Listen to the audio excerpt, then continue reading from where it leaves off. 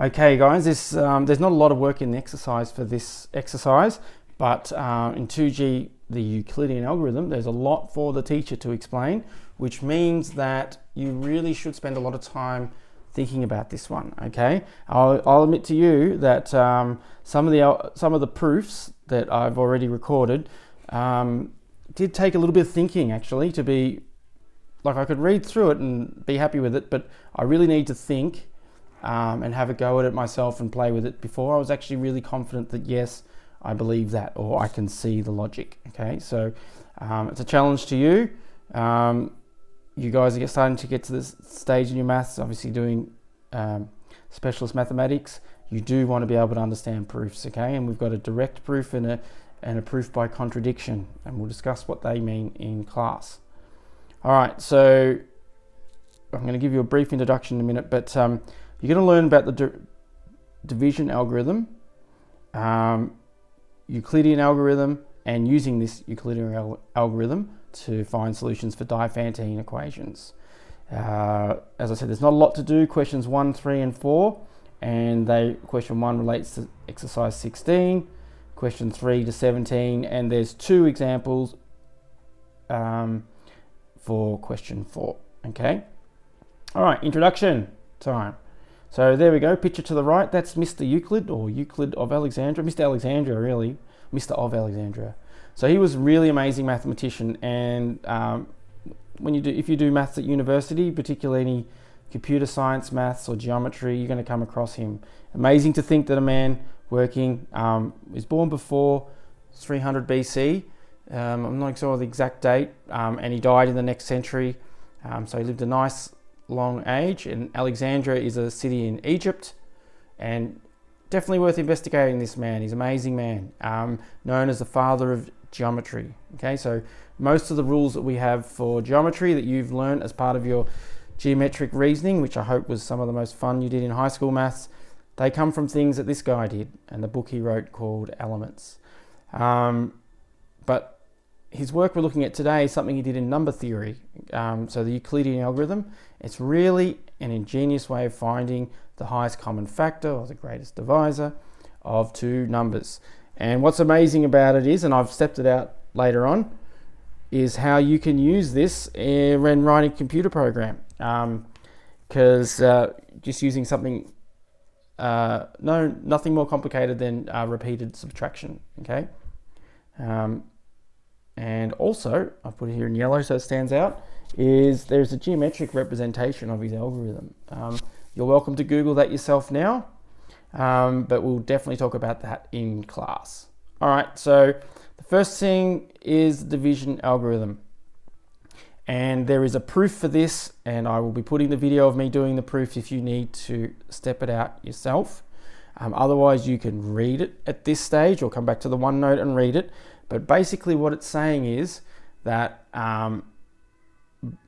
if I'm going to divide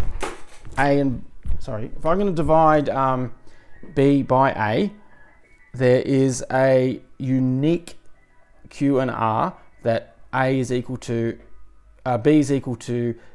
A times Q, the quotient, plus a remainder. In other words, if I divide B by A, the quotient's at the top of the long division or short division thing, and the remainder is there. There's no, you can't use a different quotient and get a different remainder if we keep the condition that the remainder is greater than or equal to 0 or less than A, okay? Because as soon as we get to A, we've got a different quotient, right?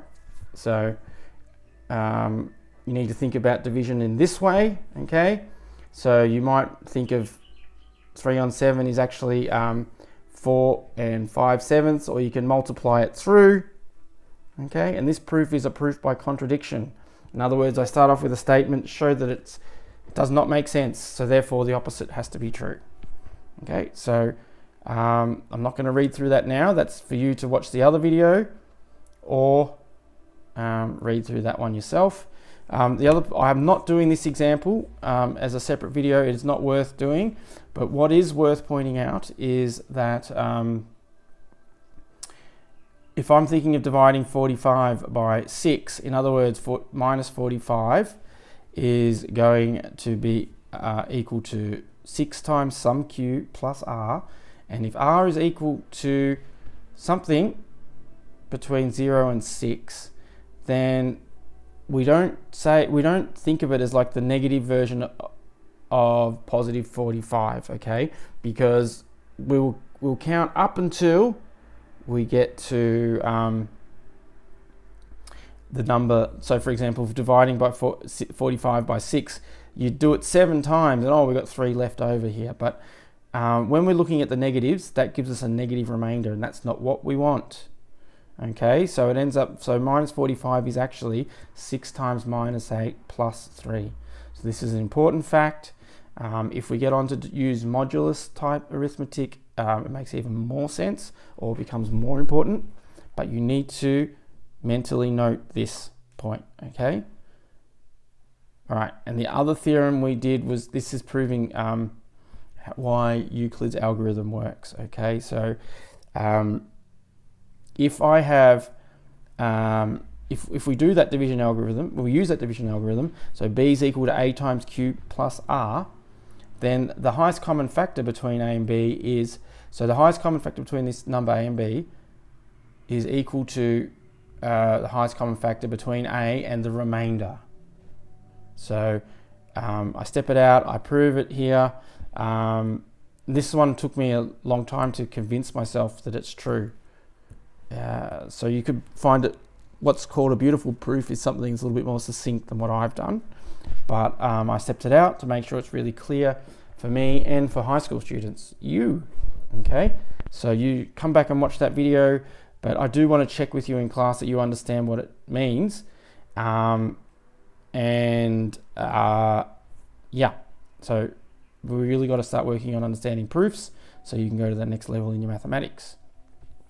So what is the Euclidean algorithm? So when we use the fact that, so if the highest common factor of a and b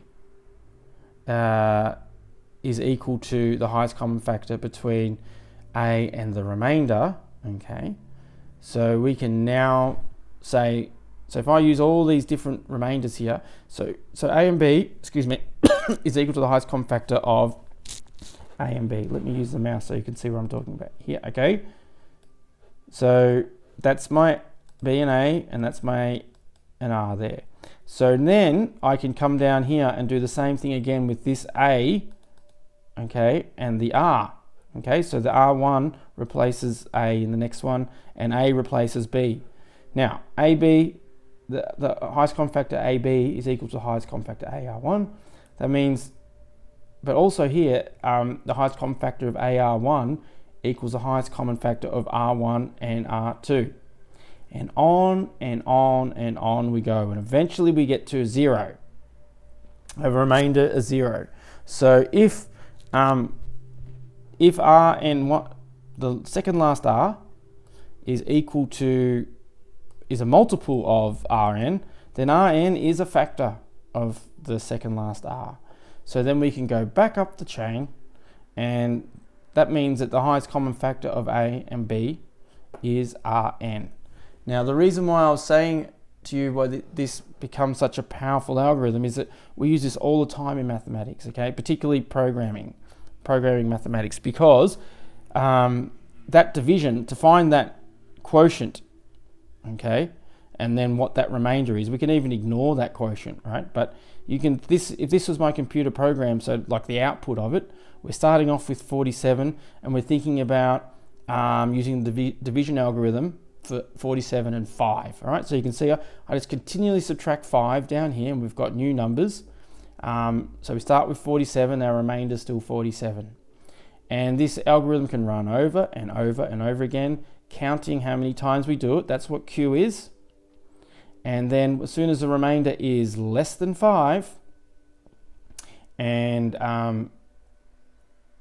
if it's less than 5, we stop, okay? So we can't subtract anymore, okay? So if it was equal to 5, we keep going, because then our remainder will be 0. Okay, so as I said, this is very important in mathematical programming. It's amazing that it was discovered 2,000 years ago, and these concepts are very important for number theory. So I had to do some calculating there. So now we can use the algorithm Okay, so 3875. You can double check that too, by the way. So 3875 is equal to 2071 times 3 plus 62, and on I go. And we finish up with a 31 here. So 31 is a factor of 62. So the highest common factor of 31 is 62. So the highest common factor of the blue and the pink here equals the highest common factor of the blue and the green. So on and so forth. And let's have a look. Does 31 divide into 3875? So 3875 divided by 31 equals, yay, 125. Okay, and that would also mean that it has to divide into 1271. What was the number again? 31. Yes, it does. And 41 and 25 have no common factors. Okay, so 125 is 5 cubed, so definitely not. I think 41's a prime. Anyhow, is it? I won't get caught up on that now. All right, so, and also once we understand how to use Euclid's algorithm, we can use it to build upon our last lesson. Okay, the way they've written it in the book could get really confusing. Okay, I had to follow it because that's what the question asked. I've brought back this thing here from the Diophantine equation exercise, so you know how to use that in the example. But I'm just going to say that in the Diophantine exercise, we're using A and B in this way.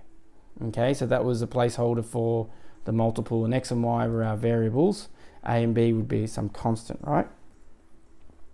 But here they're asking A and B as the variables, okay, and 22 is our constant. So that would be very easy to get confused if you're just going to read through that one yourself. And I did 2 examples of that, where once you've done your Euclidean algorithm, it's very easy to, so you can see here, this equation here is just this one reworked. Okay, so the 2's there, so I could just subtract the 1 times 4 over to the other side, and I'll let them switch sides, because I'm saying that because of the 2, because that's what we're looking for in the equation. And then we use the rule of the general solution, which you should remember from the last exercise. Once again, this one's a longer one, and have a look at all the quotients that are 1 and 2, 1 and 2. It means you can take a long time.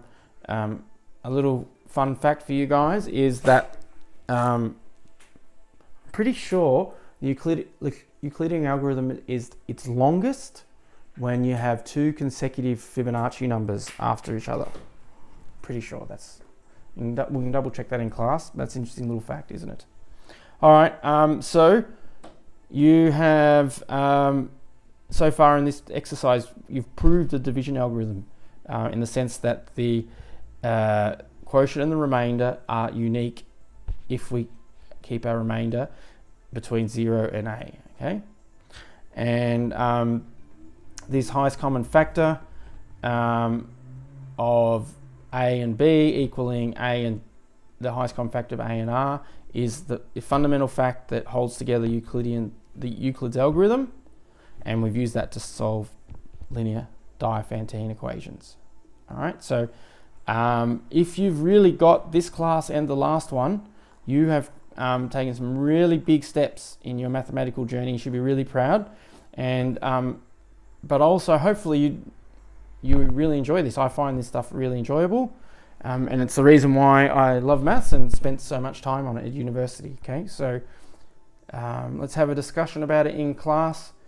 Being stuck, being frustrated, not quote unquote getting it without thinking a lot is natural, okay? It's part of the process, but it makes getting it so much more enjoyable, okay? It's part of what we do.